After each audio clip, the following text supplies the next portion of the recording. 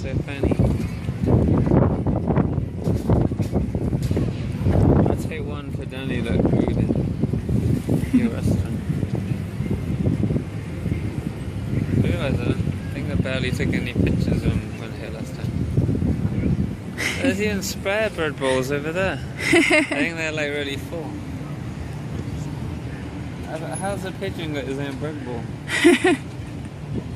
I just realised, do people not eat the bread here? Do they just scoop the soup out and ditch it? I don't know what the norm is. I guess there's some of each, but yeah, it might be common. I wonder how close you can get to the bread ball. Let's find out.